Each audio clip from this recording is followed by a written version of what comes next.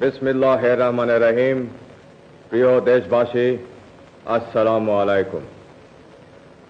গত সপ্তাহে আমি সরকারের কতিপয় নীতি আপনাদের কাছে পেশ করেছি।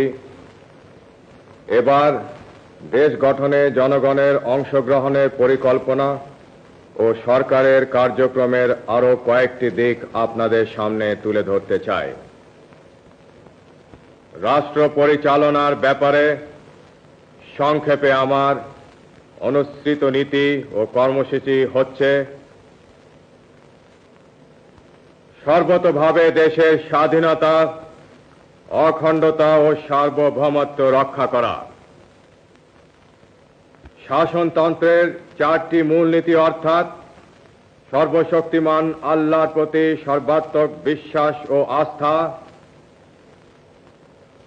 গণতন্ত্র, জাতীয়তাবাদ এবং সামাজিক ও অর্থনৈতিক ন্যায় বিচারের সমাজতন্ত্র জাতীয় জীবনের সর্বস্তরে প্রতিফলন করা। সর্ব উপায়ে নিজেদেরকে একটি আত্মনির্ভরশীল জাতি হিসাবে গড়ে তোলা। প্রশাসনের সর্বস্তরে উন্নয়ন কার্যক্রমে এবং আইন শৃঙ্খলা রক্ষার ব্যাপারে জনসাধারণের অংশগ্রহণ নিশ্চিত করা। সর্বোচ্চ অগ্রাধিকার ভিত্তিতে কৃষি উন্নয়নের মাধ্যমে গ্রামীণ তথা জাতীয় অর্থনীতিকে জোরদার করা। দেশকে খাদ্যে স্বয়ংসম্পূর্ণ করা। দেশে কাপড়ের উৎপাদন বাড়িয়ে সকলের জন্য অন্তত মোটা কাপড় সরবরাহ নিশ্চিত করা। কোন নাগরিক যেন গৃহহীন না থাকে তার যথাসম্ভব ব্যবস্থা করা।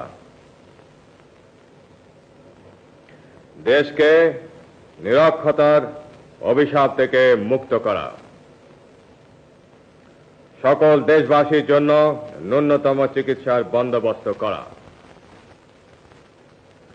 সমাজে নারীর যথাযোগ্য মর্যাদা প্রতিষ্ঠা করা এবং যুব সমাজকে সুসংহত করে জাতি গঠনে উদ্বুদ্ধ করা। দেশের অর্থনৈতিক উন্নয়নে বেসরকারি খাতে প্রয়োজনীয় উৎসাহ দান। শ্রমিকদের অবস্থার উন্নতি সাধন এবং উৎপাদন বৃদ্ধির সাথে সুস্থ শ্রমিক মালিক সম্পর্ক গড়ে তোলা।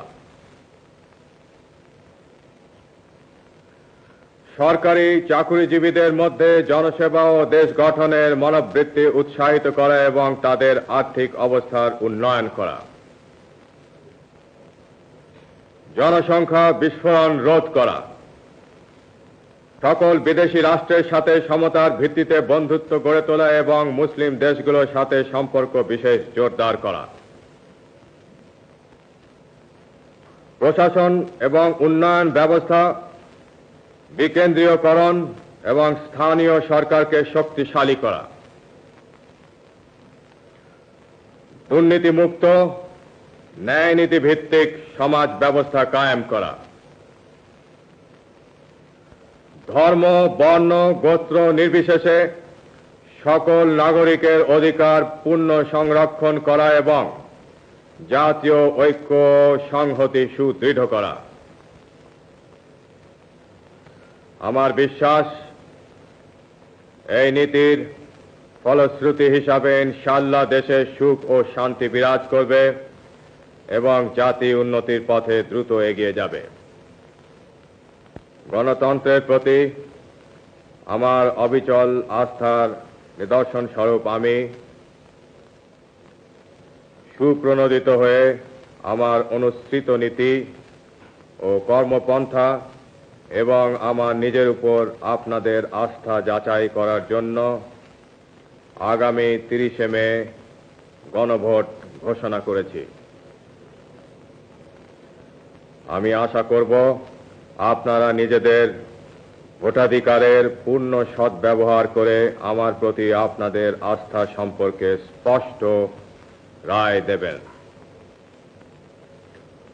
পরম করুণাময় আল্লাহ তাআলা আমাদের চলার পথে নতুন উদ্যম, শক্তি ও সাহস দান করুন।